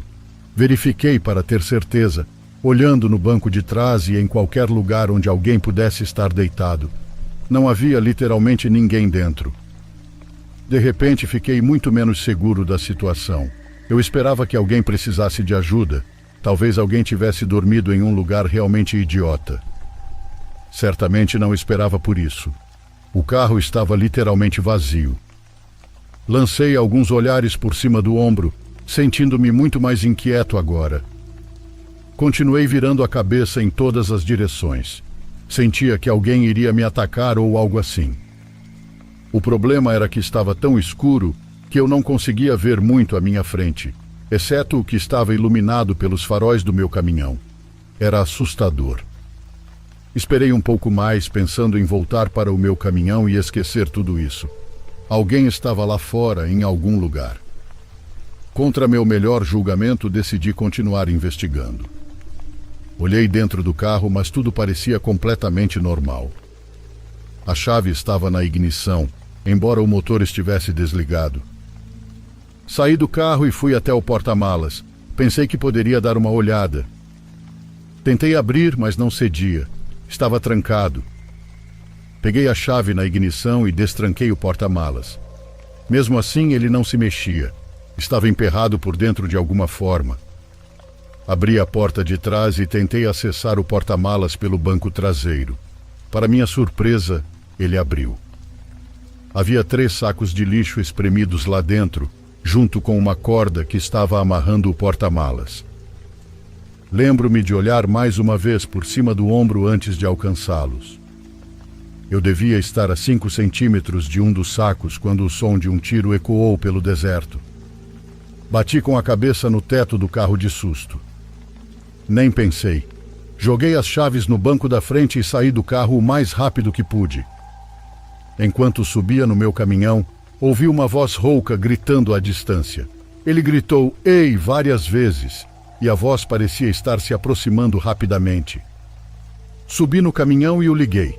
Engatei a marcha o mais rápido que pude. Lembro-me de xingar várias vezes enquanto o motor falhava inicialmente, e foi quando eu o vi. Quando meu caminhão começou a sair, vi uma pessoa parada no porta-malas do carro. Era um cara baixo, com cabelo ruivo. Ele estava usando um macacão e botas até a canela. Na mão esquerda segurava uma pequena pá. Na direita, porém, estava um rifle de caça antigo. Trocamos olhares por alguns segundos enquanto meu caminhão passava por ele. Ele não se mexeu. Lembro-me de que ele não parecia louco ou algo assim. Ele tinha uma expressão preocupada no rosto. Quando passei por ele, ele largou a pá e começou a acenar com as mãos. Ele gritou, "Espera!" algumas vezes, mas eu não ia ficar ali nem mais um segundo. Enquanto eu dirigia, olhei pelo retrovisor e o vi correr atrás do meu caminhão por alguns segundos antes de voltar correndo para o carro. Ficou claro que ele queria que eu parasse, mas não havia absolutamente nenhuma chance de eu fazer isso. Acelerei muito mais rápido do que deveria. Dirigi por uns 5 minutos e comecei a pensar que estava seguro, mas então vi faróis se aproximando rapidamente atrás de mim. Lembro-me de sentir um medo que jamais havia sentido em toda a minha vida. Liguei para a polícia e contei o que havia acontecido da melhor maneira que pude. Foi quando o carro ficou praticamente na minha cola. Ele começou a buzinar como louco para mim. Eu honestamente não sabia o que fazer, então continuei dirigindo, rezando para que ele não tentasse me jogar para fora da pista. Depois de uns 20 minutos disso, ele cortou na minha frente e freou, me forçando a diminuir a velocidade. Eu estava prestes a bater nele quando finalmente algumas luzes policiais apareceram à frente. O carro desviou para a direita e acelerou pelo deserto, desaparecendo de vista. Eu encostei e esperei o policial chegar.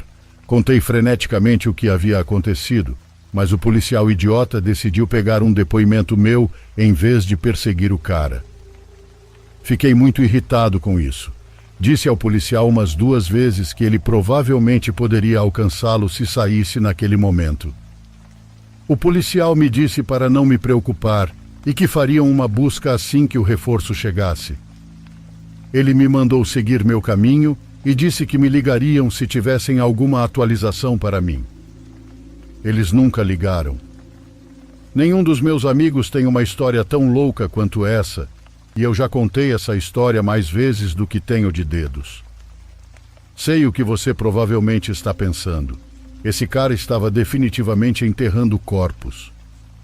Isso não explica por que ele tinha uma pá tão pequena ou por que tentou me seguir. Os sacos no porta-malas também eram muito pequenos para isso, embora alguns dos meus amigos achem que ele poderia ter feito algum desmembramento. Para a minha própria sanidade, gosto de pensar que ele estava enterrando algum tipo de animal, mas eu realmente não faço ideia.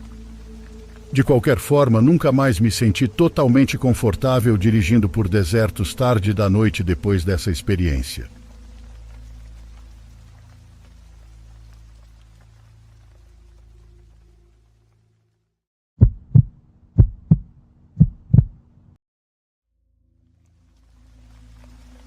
Há algumas semanas, em janeiro, coisas estranhas começaram a acontecer aqui em casa. Quero compartilhá-las e já sei que muitos vão dizer que eu devo ter imaginado ou que sou louco. Mas no fundo acho que a gente sempre sente que isso não existe, que nunca vai acontecer com a gente até que acontece. Tenho 24 anos e moro com meus pais. Bem, com meu pai e minha madrasta, que é como minha mãe, e minha irmã de 7 anos, que é tudo para mim. Perto de casa, há uma feira que se instala um dia por semana na rua, e minha irmã, por alguma razão, adora passar por lá, procurar brinquedos antigos ou coisas curiosas para colecionar. Como trabalho metade do tempo programando em casa, eu vou buscar minha irmã na escola quase todos os dias. Quando há feira, ela me pede para passearmos por lá, para ver o que encontramos. Mas isso que vou contar aconteceu em janeiro, quando ela ficou doente. Sua mãe ficou em casa para cuidar dela, tirou alguns dias de folga no trabalho. Minha irmã nos pediu que fôssemos à escola, na saída, para entregar um caderno a uma amiga e pegar uma prova com sua professora. Assim fizemos e enquanto ela dormia e descansava, minha madrasta e eu fomos à escola na hora da saída. Como havia feira naquele dia, decidimos passar por lá, ver o que poderíamos encontrar para animá-la. Em uma barraca tinham muitas antiguidades, lâmpadas, quadros, álbuns de fotografias e alguns brinquedos. Entre eles havia uma casa de bonecas, era linda, e quando perguntamos o preço ficamos surpresos. Oferecemos R$ 200, e apesar de ser um brinquedo caro pelo que era, pelo seu estado de conservação, valia completamente a pena. Minha irmã já estava se recuperando, faltava pouco para poder voltar à escola. Deixamos aquela casinha ao lado da sua cama para que ela visse quando acordasse. Ela estava tão mal que passava grande parte do dia dormindo. Saí para uma reunião com alguns clientes e depois me encontrei com um amigo no centro. Voltei para casa por volta das 8 da noite. Ouvi que minha irmã já estava correndo em seu quarto e isso me alegrou o coração. Aproximei-me e bati na porta. Ouvi como ela ficou quieta naquele momento. Disse que já a tinha ouvido, que não se fizesse mais de doente, que agora teria que me ajudar em casa porque eu não faria mais as tarefas dela. Obviamente estava brincando, ela sabia, mas não respondeu. Decidi deixá-la em paz. Caminhei para o meu quarto e então a ouvi correr de novo. Talvez simplesmente não estivesse com vontade de falar. Fui trabalhar no computador quando notei uma mensagem no WhatsApp. Abri. Era do meu pai. Ele disse que quando chegou e cumprimentou minha irmã, a sentiu com muita febre e a levaram rapidamente ao hospital. Perguntei onde estavam naquele momento e ele disse que estavam a caminho do hospital, que me avisariam quando voltassem. Saí do meu quarto imediatamente e entrei apressado no quarto da minha irmã. Estava tudo jogado, suas coisas estavam no chão e as gavetas entreabertas. Decidi arrumar tudo naquele momento. Queria pensar que talvez procuraram algo antes de levá-la ao hospital. Recusava-me a acreditar que fosse algo mais. Por que nos recusamos a acreditar? Porque inventamos desculpas tolas em nossa cabeça antes de contemplar a possibilidade de que estamos enfrentando uma situação que vai além da nossa compreensão. Meus pais chegaram às 22 horas. Minha irmã me abraçou. Parecia um pouco melhor. Pediu permissão para dormir comigo e eu disse que sim. Ela ficou na minha cama enquanto eu trabalhava no computador até de madrugada. Embora eu tivesse colocado fones de ouvido e a música estivesse alta, o que preciso para me concentrar e programar, por momentos acreditei ouvir passos de alguém correndo lá fora pela casa toda. Na manhã seguinte, já havia esquecido de tudo o que aconteceu na noite anterior. O importante era cuidar da minha irmã, que ela se recuperasse. Os dias seguintes foram semelhantes. Às 10 ou 10:30, minha irmã chegava ao meu quarto e pedia para dormir lá, e eu permitia. Não me custava nada e assim eu podia cuidar dela. Foram uns 3 ou 4 dias depois, quando minha irmã ainda não havia melhorado. Naquela noite eu já estava deitado. Desta vez não estava trabalhando. Senti que ela entrou e se deitou atrás de mim sem dizer nada. Só disse para ela descansar. Alguns minutos depois, ouvi minha madrasta caminhando pelo corredor. Ouvi claramente ela dizer: "Vai dormir ou não vai se recuperar?" Disse isso do corredor. Estava falando com minha irmã no quarto dela. Então falei com minha madrasta da minha cama. Pedi que ela entrasse no meu quarto. Ela abriu a porta. Pedi que acendesse a luz. Ela soltou um pequeno grito que tentou abafar para não acordar minha irmã deitada atrás de mim quando a viu. "Com quem você estava falando?" perguntei. Ela se aproximou para ver minha irmã. Quase a tocou para se certificar de que era ela. Ela pediu que eu saísse, por favor, que a acompanhasse a verificar o quarto da minha irmã. Tudo estava em ordem, e ela acordou meu pai e nos contou o que acabara de acontecer. Meu pai tinha se deitado cedo porque ia sair para trabalhar às 4 da madrugada. Eram 23 horas, então ela ainda estava assistindo TV na sala para não fazer barulho para meu pai. Ela se levantou para ir ao banheiro. Viu a porta do quarto da minha irmã aberta. Quando passou, instintivamente olhou para dentro e viu minha irmã lá. Jura ter visto. Diz que ela estava parada sobre a cama com os braços estendidos. Como um espantalho, descreveu. Então foi quando ela disse para minha irmã parar de brincar e dormir para se recuperar. Mas o que quer que estivesse lá dentro nem sequer se mexeu. Foi então que ela me ouviu chamá-la do meu quarto. Ela tinha certeza de que havia alguém no quarto da minha irmã. Alguém ou algo. Algo que não tinha medo de se deixar ver. Quando verificamos novamente, não vimos nada estranho. Mas meu pai perguntou sobre aquela casa de bonecas. Dissemos que a tínhamos trazido alguns dias atrás, que a encontramos na feira.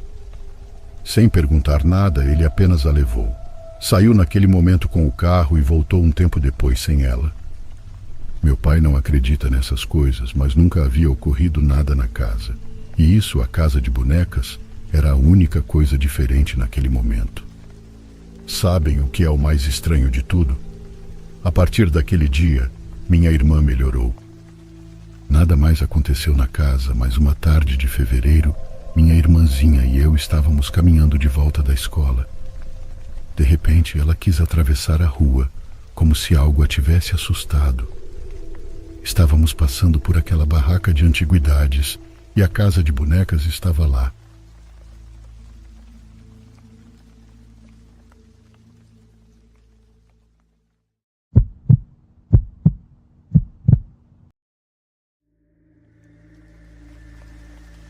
Eu trabalhei como ajudante para uma senhora idosa por algumas semanas quando tinha 20 anos.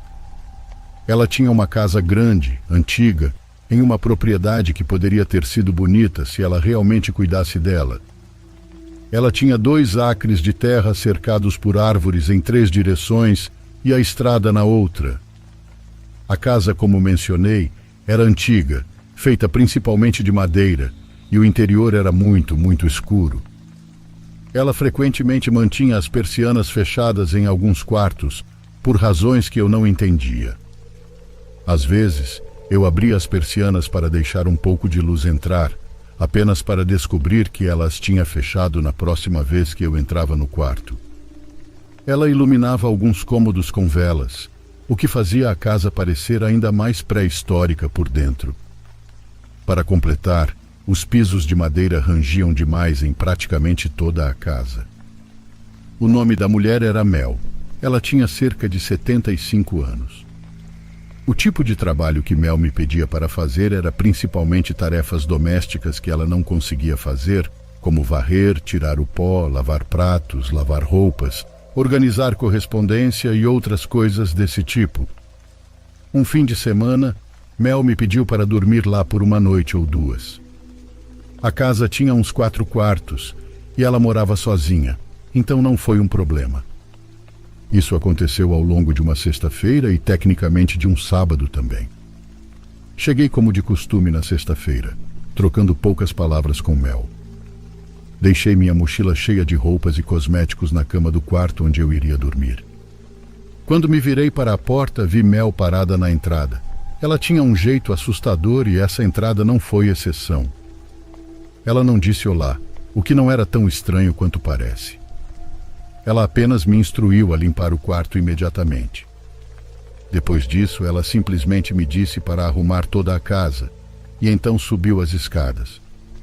Não a vi pelo resto do dia, mas ocasionalmente ouvia ela andando no andar de cima, em seu quarto. Era estranho. Parecia que ela andava de um lado para o outro. Não havia televisões nessa casa, então eu não sabia o que ela poderia estar fazendo. Uma coisa que achei bizarra foi o quão protetora ela era com seu porão. Ela deixou claro que era completamente proibido e que ela não queria que eu descesse lá. A noite chegou e eu fui para a cama cedo. Isso foi antes de os smartphones existirem, então eu nem sabia que horas eram.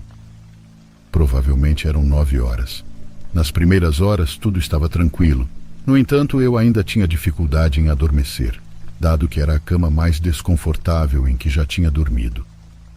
Pareceu que se passaram horas quando comecei a ouvir passos do lado de fora do meu quarto, no chão que rangia. Parecia que Mel estava passando pelo meu quarto bem devagar. Talvez ela estivesse indo ao banheiro. Alguns minutos depois, ouvi os passos novamente, mas dessa vez ela parou do lado de fora da minha porta. Eu me sentei e escutei. Eu podia ouvir o ranger do chão atrás da porta. Mel estava parada ali e isso começou a me assustar. Ela finalmente se afastou. Ouvi ela descer as escadas e então ouvi uma porta abrir e fechar lá embaixo. Eu tinha a sensação de que era a do porão. Passou um tempo até eu ouvi-la abrir e fechar novamente, e então passos pesados e lentos subindo as escadas que rangiam. Os passos mais uma vez chegaram ao meu quarto, então pararam. Eu me sentei novamente para ouvir, e pude ouvir os rangidos de pressão no chão do lado de fora da porta, e então a maçaneta começou a girar. Eu me deitei e puxei os lençóis sobre mim, fingindo estar dormindo. Ouvi Mel dar alguns passos para dentro do quarto, pausar e depois sair. Ela voltou para o quarto dela e fechou a porta. Eu estava um pouco assustada. Esse comportamento era muito bizarro. Esperei cerca de meia hora antes de decidir que tinha que ver o que havia naquele porão. Saí da cama de molas barulhenta, fui na ponta dos pés até a porta e depois desci as escadas da melhor forma que pude. Abri a pesada porta do porão, acendi as luzes e desci as escadas. Cheguei ao último degrau e segurei o impulso de gritar. Havia 2 cadeiras de madeira velha, bem no centro do porão, e havia 2 corpos em decomposição com perucas sentados nelas. O cheiro e a visão de um inseto rastejando em um deles me fez querer vomitar ainda mais. Me forcei a andar mais fundo no porão, mais perto dos corpos. Eu tinha que ter certeza de que eram reais. Ambos os corpos tinham perucas masculinas. O maior dos 2 também tinha uma boina. Eu não sei muito sobre corpos ou sua taxa de decomposição, mas eu diria que esses corpos tinham quase 1 ano. Senti como se meu coração tivesse parado momentaneamente quando ouvi passos vindos de cima do primeiro andar. Eu não conseguia chegar ao interruptor de luz. Eu não tinha tempo. Me escondi atrás de um dos sofás no porão, enquanto ouvia passos lentos e pesados descendo um degrau de cada vez. Tinha minhas mãos cobrindo minha boca enquanto ouvia Mel alcançar o último degrau. Ouvi ela sussurrar meu nome. Por meio segundo, olhei ao redor do sofá e vi Mel já no meio do porão com uma grande faca de cozinha na mão. Ela já era muito idosa, então corri para as escadas. Ela gritou meu nome e me seguiu o mais rápido que pôde. Quando cheguei ao primeiro andar da casa, corri para o quarto em que estava dormindo para pegar minha mochila. Quando desci as escadas novamente, Mel estava no último degrau do porão. Corri para a porta da frente e fui para o meu carro. Liguei o carro, recuperei o fôlego, olhei para a porta da frente da casa e vi Mel parada lá. Saí dirigindo rapidamente da enorme propriedade e peguei a estrada, chegando em casa em 10 minutos. Felizmente, eu nunca dei a Mel nenhuma das minhas informações, como meu endereço ou número de telefone, então ela nunca conseguiu me contatar novamente. Se eu tivesse que adivinhar, diria que um daqueles corpos pertencia ao marido falecido dela, que ela mencionou 2 vezes para mim. Quanto ao outro corpo menor, não faço ideia, mas de qualquer forma, foi uma cena perturbadora de se testemunhar e algo estava muito errado com aquela mulher. E se você está se perguntando, não, eu não informei as autoridades.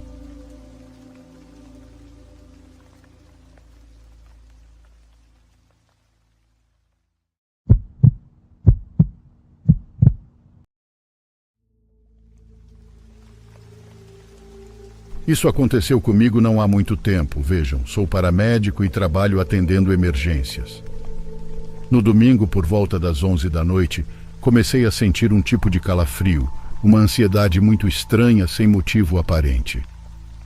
Eu não sou de rezar, mas tive muita vontade de me benzer. Lembro que estava fazendo o inventário do que tínhamos na ambulância para equipar o que faltava, quando os calafrios se intensificaram. Se tornaram quase insuportáveis. Então chegou o momento de ver quem cobriria o turno da noite. E 2 colegas e eu tivemos o azar de ficar. E digo azar pelo que estava prestes a viver, algo que me faz tremer só de lembrar. Eram aproximadamente 2h20 da manhã, quando o rádio operador nos notificou de um acidente. Havia uma pessoa no chão em uma estrada, aparentemente ferida por arma de fogo. Fomos até o local e, de fato, havia uma pessoa caída, mas os ferimentos não pareciam ser provocados por arma de fogo ou arma branca. Os ferimentos pareciam ser mordidas. Dava a impressão de que a pessoa tinha sido atacada por um cachorro, um animal. De repente ouvimos que ele queria dizer algo, a pessoa estava viva. Decidimos colocar a vítima na ambulância para transferi-la, e a cada pergunta que fazíamos, ele repetia a mesma coisa várias vezes, que era algo enorme e que ele não pôde fazer nada para se defender. Avaliamos os sinais vitais dele quando ele teve uma parada cardíaca. Quando eu estava prestes a iniciar as compressões, ele segurou meu braço. Isso era impossível. E ele me disse algo mais. Senti como a ambulância apagou do nada. As luzes dentro também se apagaram. Ficamos na total escuridão. Aterrorizado pela situação, por tudo o que eu tinha sentido desde horas antes, comecei a rezar. Mas me aconteceu algo que acho que é comum em momentos como este. Eu esqueci completamente, esqueci como rezar. Pensava no Pai Nosso, mas não conseguia repetir. A ambulância começou a tremer. Aquele homem que, segundo seus sinais vitais, estava morto, apertou minha mão. Não sei se o que ouvi foi real ou minha imaginação, mas claramente ouvi sua voz. Não deixe que me ataque de novo, disse ele. Não soube se respondia porque não sabia o que era real e o que não era, não sabia nem se ele estava vivo. Fechei os olhos e meu colega gritou, até que ao longe ouvi o choro de um bebê. Tão incrível quanto parece, mal era perceptível, mas esse som aparentemente acalmou tudo. As luzes voltaram e meu colega estava suando. O paciente tinha algo que não tinha antes. Agora seu rosto estava completamente arranhado. mas não levemente, e sim de uma forma realmente terrível. Um olho quase estava fora, como se tivessem atacado ali, como se estivessem prestes a arrancá-lo. Seus sinais vitais haviam retornado. Aceleramos tanto quanto a ambulância podia, e ao chegar ao hospital, não queriam recebê-lo porque disseram que a polícia tinha que chegar para que o paciente pudesse ser admitido. Insistimos tanto na gravidade do paciente que finalmente o receberam, e enquanto a polícia não chegava, não nos deixaram ir. Tivemos que dar depoimentos e contamos tudo. Não havia mais o que dizer além da verdade. Demos cada detalhe, por mais incrível que parecesse. Evidentemente não sei se acreditaram em nós, mas a pessoa que colhia o depoimento disse que nunca tinha ouvido algo assim, menos ainda de paramédicos.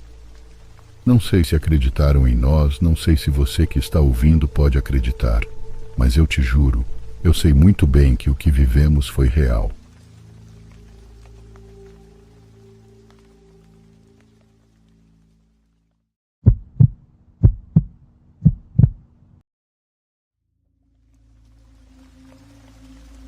Quero contar a vocês sobre algo muito especial que sempre carreguei comigo, quase toda a minha vida desde que me lembro: um amuleto.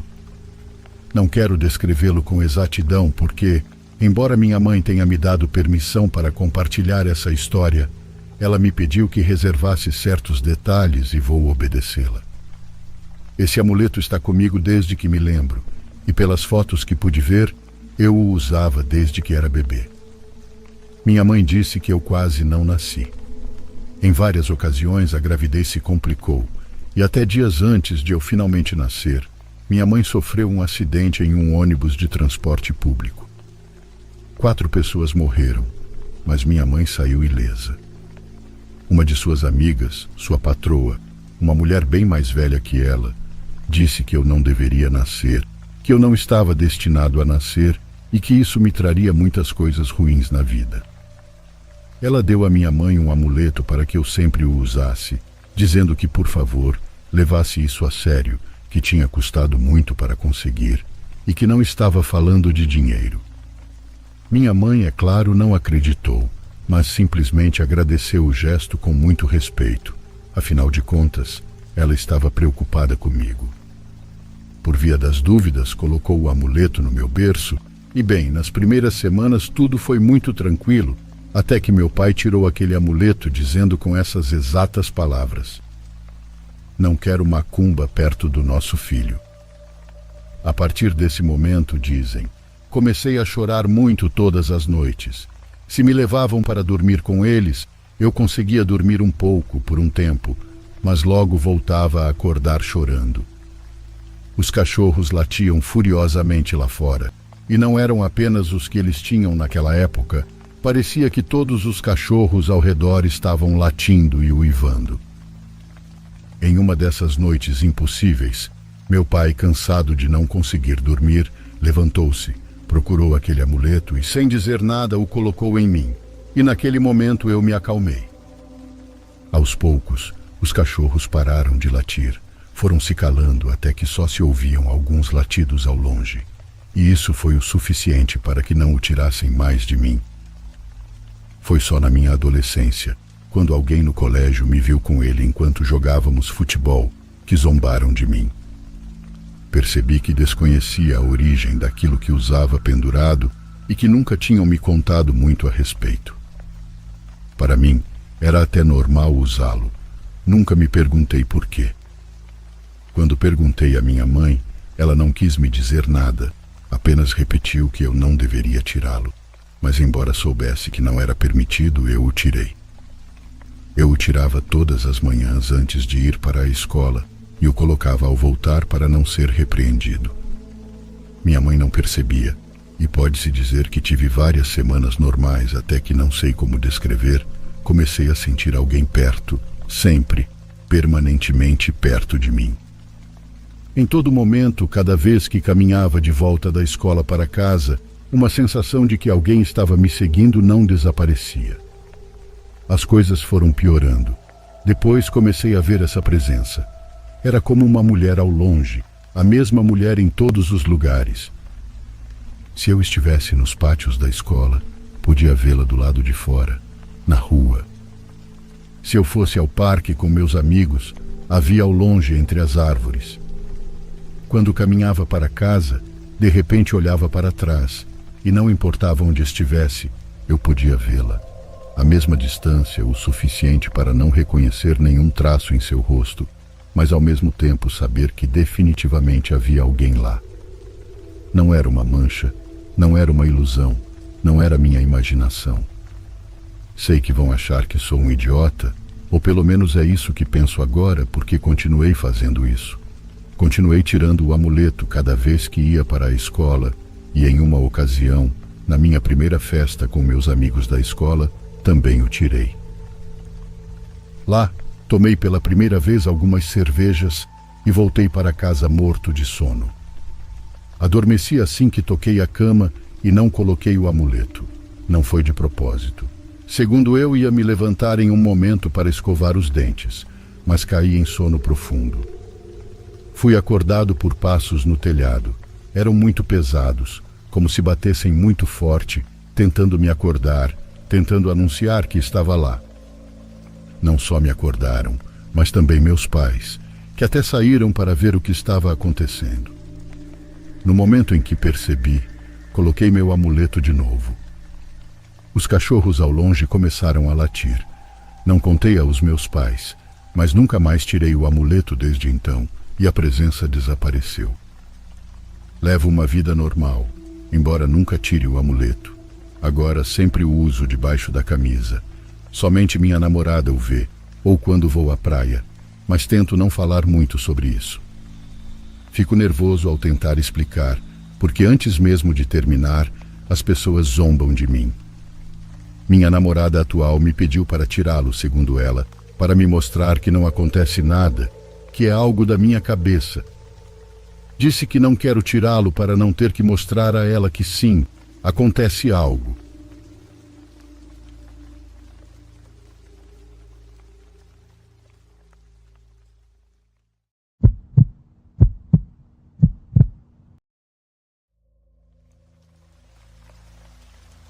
Há alguns anos, um grupo de amigos e eu planejamos uma viagem de acampamento no Parque Yellowstone, nos Estados Unidos. Nós 4 já tínhamos acampado várias vezes em parques antes, mas nunca em um lugar do tamanho de Yellowstone. Seria uma viagem de quase uma semana para passear e curtir a natureza. Planejamos bem os primeiros dias da viagem, decidindo onde acamparíamos e os lugares que veríamos. Depois desses primeiros dias, não tínhamos muitos planos e decidimos ir aonde nos interessasse. A primeira parte da viagem foi bem. Vimos muitas atrações turísticas populares e nos divertimos à noite ao redor de nossa fogueira no acampamento. Perto do fim da viagem, porém, estávamos procurando um local para acampar à noite e tivemos dificuldade em encontrar um. Estávamos na fase da viagem em que nada estava planejado. Já estava escuro, tarde da noite, e todos os campings na área próxima que visitamos estavam cheios e não tinham espaço para nós. Eventualmente passamos por uma área aberta que tinha algumas fogueiras espalhadas feitas com pedras e parecia um bom lugar para acampar. A área não estava listada online e não aparecia como um camping nomeado no Google Maps, mas claramente as pessoas já haviam acampado lá antes.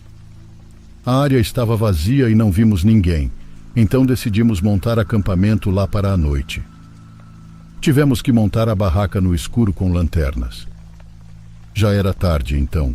Ao contrário das outras noites da nossa viagem, não ficamos acordados por muito tempo.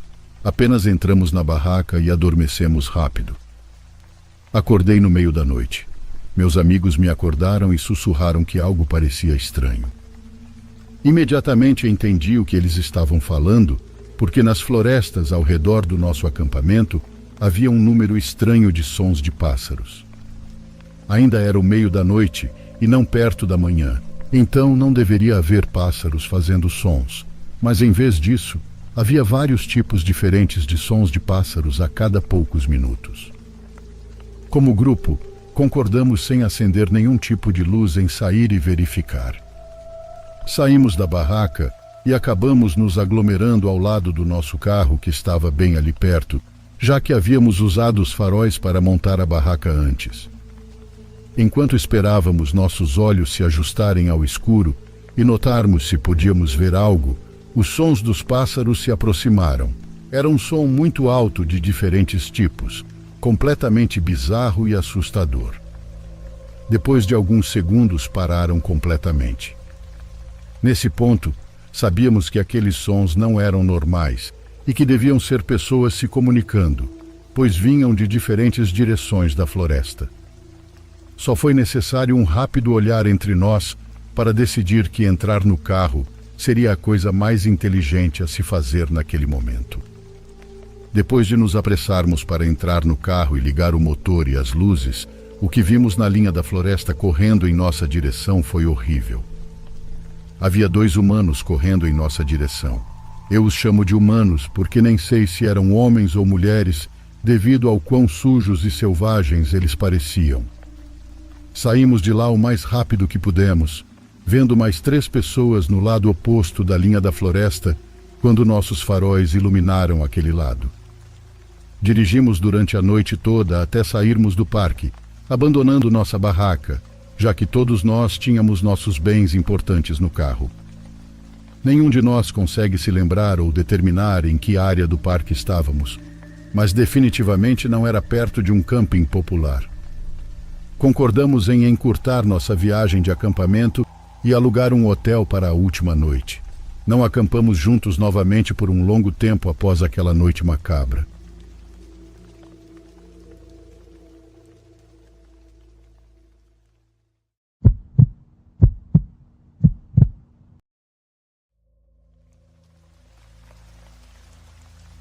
Meus amigos da faculdade e eu tentamos manter contato o máximo possível depois que nos formamos. Uma das maneiras de fazer isso era tirando uma semana de folga durante o verão ou outono para fazermos uma viagem de camping. No ano passado, planejamos juntos e decidimos acampar nas montanhas do Colorado no final do verão. Assim que nosso voo pousou, pegamos o carro alugado e partimos para as montanhas para acampar. Na segunda noite encontramos uma pequena área de camping com lotes individuais. Os lotes eram bem distantes uns dos outros, dando a sensação de um acampamento individual, especialmente com todas as árvores ao redor. Escolhemos um lote perto de um pequeno riacho que corria próximo à estrada para podermos nos banhar após um longo dia de caminhada. Montamos nosso acampamento enquanto ainda estava claro, para não termos que montar nada depois que escurecesse. Quando tudo estava pronto, fomos a um restaurante na cidade mais próxima para jantar. Voltamos ao acampamento já escuro e ficamos surpresos ao ver que a aba da nossa barraca estava aberta e algumas coisas haviam sido movidas.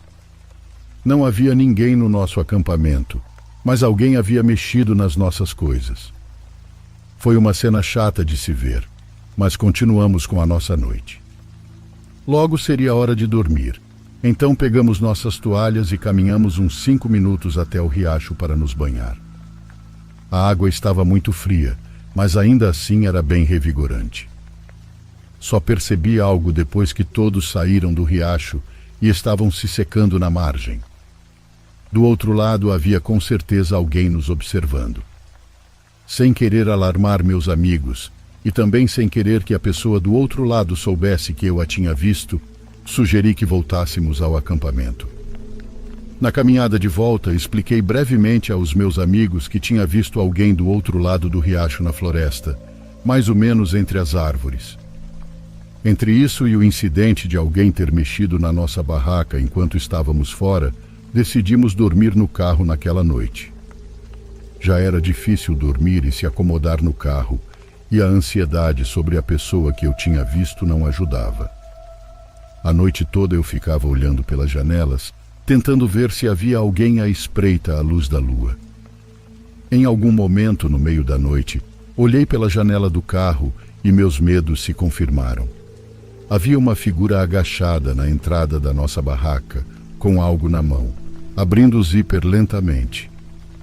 Assisti paralisado enquanto a pessoa rapidamente descobriu que não havia ninguém na nossa barraca e então virou a cabeça em direção ao nosso carro. A figura desapareceu lentamente ao redor da tenda e começou a se aproximar do carro, agachado. Acordei meus amigos como um louco enquanto alcançava o banco do motorista para buzinar. A buzina ajudou, pois vimos a pessoa sair do acampamento e desaparecer na floresta. O que sempre me marcará naquela noite é como o sujeito que vimos não fugiu assustado. Ele simplesmente se levantou e caminhou calmamente para a floresta, sem se incomodar com nada. Ninguém conseguiu dormir mais no carro. Ficamos alertas e paranoicos, achando que a pessoa poderia tentar voltar. Não tivemos mais problemas pelas últimas horas da noite até começar a clarear. Tínhamos planejado ficar nesse local de acampamento por 2 noites, mas nem preciso dizer que não ficamos lá pela 2ª noite. Continuamos o resto da nossa viagem de camping, mudando para outro local. Felizmente não tivemos mais problemas, mas aquela noite ficará vívida na minha memória por muito tempo.